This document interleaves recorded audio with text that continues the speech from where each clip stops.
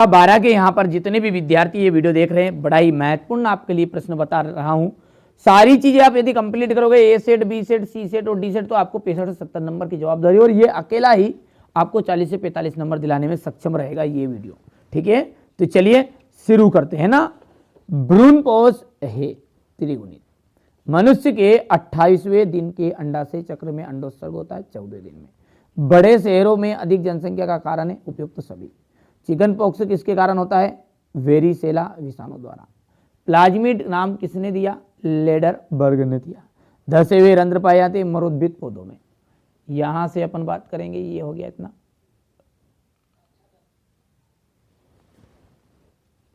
ये question number 4 है आपका, ध्यान से देखिएगा। क्वेश्चन नंबर 5 और ये 6 है। पक्षियों द्वारा होने वाला परागण ऑर्निथोफिली कहलाता है।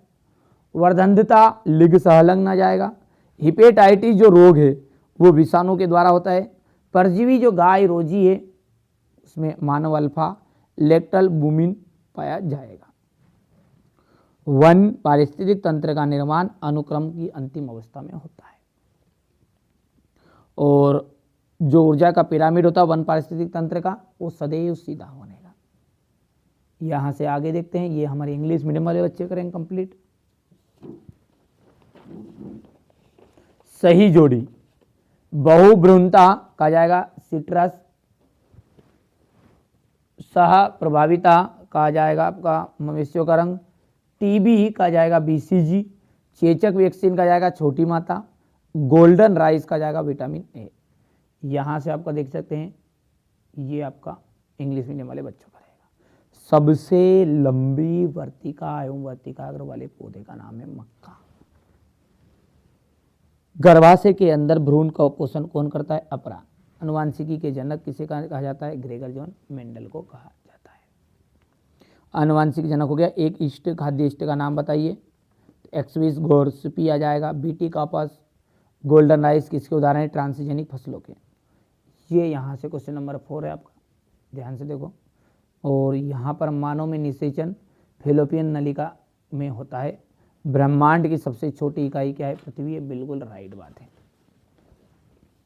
माइकोप्लाज्मा को पीपीएलओ भी कहते हैं, सत्य है। मच्छरों में नियंत्रण के लिए रोहू मछली पाली जाती है, भैया गलत बात है। दोनों छठे, पांचवें और छठे सत्य रहने वाले। क्वेश्चन नंबर 6 से आप देखिए, स्वपरागन और परपरागन में अंतर है। सेब एक आभासी फल है। यहाँ पुष्प का कौन सा भाग की रचना करता है? प्रसव। प्रसव क्या है? प्रसव को प्रेरित करने के लिए हार्मोन्स कौन कौन से शामिल होते हैं?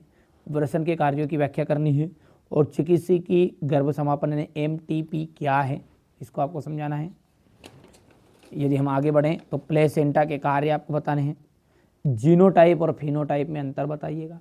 मेंडल के स्वतंत्र अपयूहन के नियम बताइए। डाउन सिंड्रोम से क्या तात्पर्य है? अनुलेखन या ट्रांसक्रिप्शन किसे कहते हैं, समझाइए। यहाँ किस एंजाइम के द्वारा उत्प्रेरित होता है? 100% श्योर है। एक बार आप इनको जरूर कंप्लीट करके जाइएगा। थोड़ा बहुत फिजिक्स का रोग चला गया, इसका मतलब ये मत समझिए वो तो आउट ही गया था थोड़ा सा, है ना। तो ये आपका बायोलॉजी का 100% श्योर है। हर साल 12th क्लास तक, आप पहली बार हो 12th क्लास का भी एक टीचर से एक बार पूछना, एक ना एक पेपर थोड़ा सा रोंग जाता ही है। ठीक है, तो ये बायोलॉजी का 100% फंसेगा, पूरा आईएमपी चीज़ों से बनेगा। पहले आप इनको पढ़ो, अलग से पढ़ो वाले, कोई दिक्कत नहीं है। एलर्जन क्या है? एलर्जी किस प्रकार उत्पन्न होती है? बायोलॉजिकल ऑक्सीजन मांग किसे कहते हैं? जन्मजात और उपार्जित प्रतिरक्षा में अंतर बताइएगा। यदि हम आगे की बात करें क्वेश्चन नंबर 13 की, तो यहाँ से देखिए, एक प्रारूपी आवृतबीजी बीजांड के भागों का विवरण दिखाते हुए एक स्पष्ट नामांकित चित्र बनाना है। स्पर्मेटोजेनेसिस और ooजेनेसिस में अंतर, यानी कि शुक्राणुजनन और अंडाणुजनन में अंतर आपको बताना है। डीएनए का वाटसन क्रिक मॉडल का नामांकित चित्र बनाइए। मनुष्य में लिंग निर्धारण कैसे होता है? प्रतिजन क्या है? सामान्य लक्षण लिखना है, प्रतिजन और प्रतिजैविक का। खाद्य एवं जैव उर्वरक में कोई 3 अंतर बताइए। खाद्य श्रृंखला और खाद्य जाल में 3 अंतर। यहाँ से जेनेटिक कोड के प्रमुख 3 लक्षण बताने हैं आपको, 4 लक्षण बताने पड़ेंगे इसके, तो ठीक है। इसके बाद में आगे बढ़ते हैं, तो यहाँ से अपन देखेंगे टर्नर सिंड्रोम क्या है, इसके 3 अभिलक्षण। जीएमओ किसे कहते हैं, इसकी उपयोगिता बतानी है। जीन क्लोनिंग, ठीक है, किसे से आप क्या क्या समझते हैं उसका महत्व बताना है। पारजीविता एवं सहजीविता में अंतर बताना है और सहजीविता और सहभोजिता में अंतर बताना है। ऊर्जा के प्रभाव को समझाइए। खाद्य श्रृंखला का वर्णन और जैव विविधता और जैविक संगठन के स्तरों के नाम आपको बताने हैं। ठीक है भैया, तो ये मैंने आपको है ना बायोलॉजी का सेट बी बताया है। कौन सा बताया? Set B. बढ़िया से कंप्लीट करो। इसके अलावा सेट सी भी है और डी भी है। दोनों पेपरों को और आप देख लीजिएगा ध्यान से और समझिए। बड़े अलग से आप कोई से पढ़ो पर 4 पेपर ये मेरे द्वारा बताए जा रहे हैं, इनको कर लीजिएगा। मोस्ट इंपॉर्टेंट है।